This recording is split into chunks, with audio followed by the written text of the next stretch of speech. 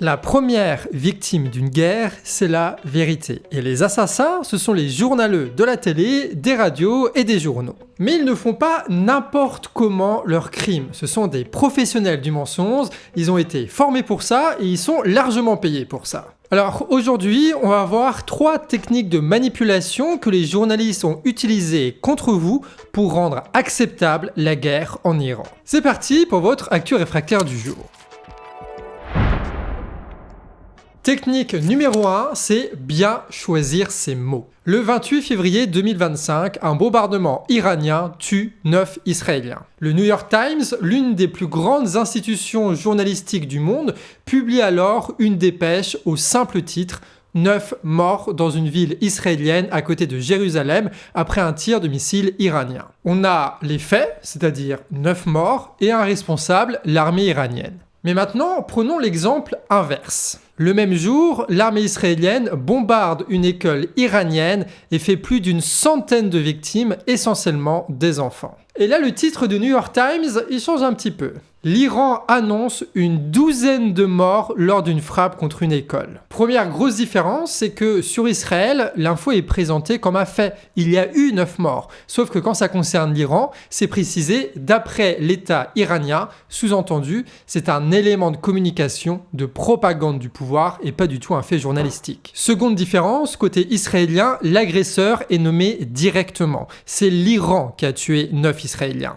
Mais quand la situation s'inverse, d'un coup, ça devient passif la formulation. Il y a eu une frappe, d'on ne sait qui, on ne sait pas d'où ça vient, comme s'il s'agissait d'une catastrophe naturelle, tu sais, comme s'il n'y avait aucun responsable. Et donc si on lit les informations sans faire gaffe, on a d'un côté l'État iranien qui tue, d'accord, et qui en plus de ça fait de la propagande sur des attaques qu'ils auraient reçues. L'Iran devient alors responsable de tout et Israël une victime. Et ça, c'est exactement la ligne défendue par Macron ou par Trump, mais les journalistes l'imposent de façon lâche, cachée, manipulatoire. Et quand tu as le New York Times qui le dit, direct, tu as des centaines de médias partout qui vont reprendre la dépêche mot pour mot. Parce que eux, ils n'ont pas forcément les journalistes sur place, ni le temps à consacrer pour faire bien leur travail. C'est de cette façon que la parole des puissants finit par se retrouver partout autour de nous. Et si on n'est pas formé à la manipulation médiatique, eh ben on y croit. On finit même par le penser, et on finit même par le répéter autour de nous. Et quand Macron arrive à la télé dire qu'il faut plus de bombes nucléaires et plus de budget pour l'armée, eh ben on finit par acquiescer et à ne pas résister. D'où l'importance des médias indépendants comme les chaînes réfractaires que vous pouvez aider à développer d'ailleurs via le Tipeee que vous trouvez en description. Technique numéro 2, mentir par omission. Déjà, la première omission, c'est celle des morts civiles. On parle de frappes, on parle de bombardements, de missiles à longueur de journée dans les médias. Mais c'est jamais incarné, on parle très rarement des conséquences. Reprenons l'exemple des 150 écolières iraniennes qui meurent sous les bombes israéliennes.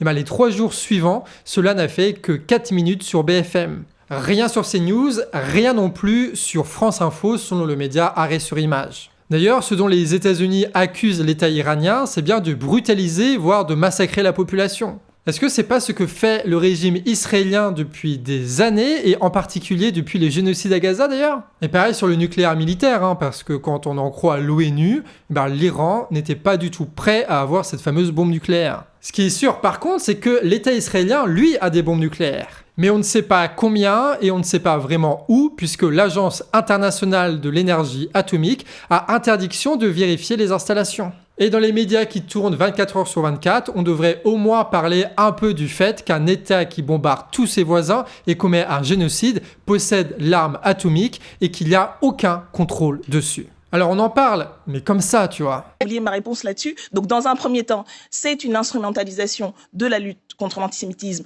pour défendre le génocide du... On ne peut pas parler de génocide, c'est un terme qui n'est pas reconnu par la communauté internationale. Non, excusez-moi, madame, mais arrête, c'est incroyable. L'ONU, c'est pas la communauté internationale. L'ensemble de la communauté internationale. Comme pour toutes les règles internationales, l'État israélien se fout totalement des traités de non-prolifération et même d'un contrôle minimal de l'ONU par le biais de cette agence. Là où en Iran, cette agence avait accès aux installations nucléaires, du moins jusqu'en 2018, quand Trump a rompu l'accord sur le nucléaire iranien.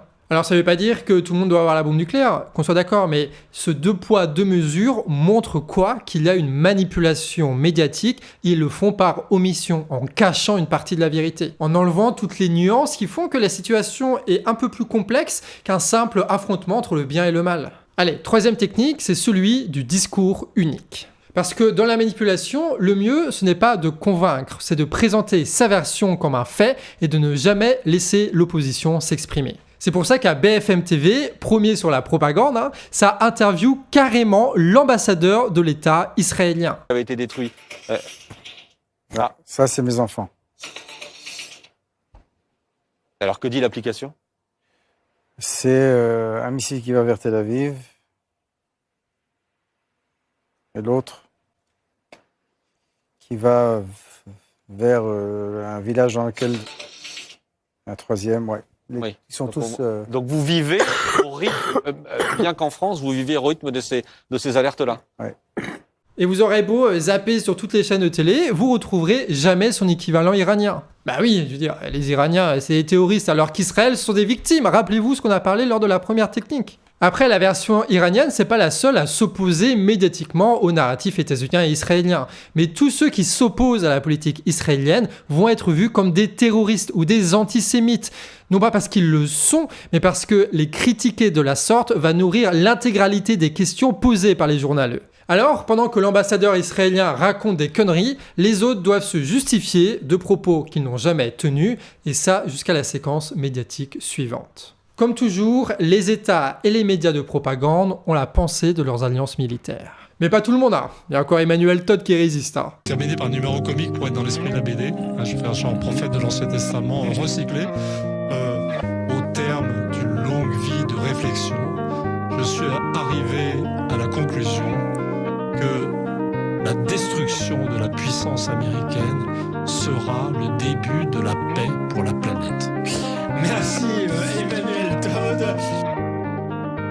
Heureusement quand même qu'il y a des hop-corps comme ça sur les réseaux sociaux pour mettre en avant Emmanuel Todd, sinon ce serait la déprime. Bon, blague mise à part, on a vu 3 manipulations. Celle par les mots, celle par l'omission et celle par le discours unique. On a vu ça ensemble, mais évidemment, il y en a d'autres encore. Donc dites-nous par commentaire si vous aussi vous avez détecté des techniques de manipulation dans les journaux, dans les radios, à la télévision, sur cette guerre en Iran. Sinon, on s'est occupé de l'écriture avec Émeric, moi j'étais au montage, Nina à la miniature et Betsy au titre. Et on se retrouve donc demain où normalement on va vous faire un point un peu plus concret sur ce qui est en train de se passer en Iran avec l'Espagne, avec toutes ces choses-là qui rentrent dans l'équation. Vous allez voir, il y a beaucoup de choses à dire, mais ça va être intéressant. Et merci à tous ceux qui nous soutiennent et on se dit à demain, des bisous.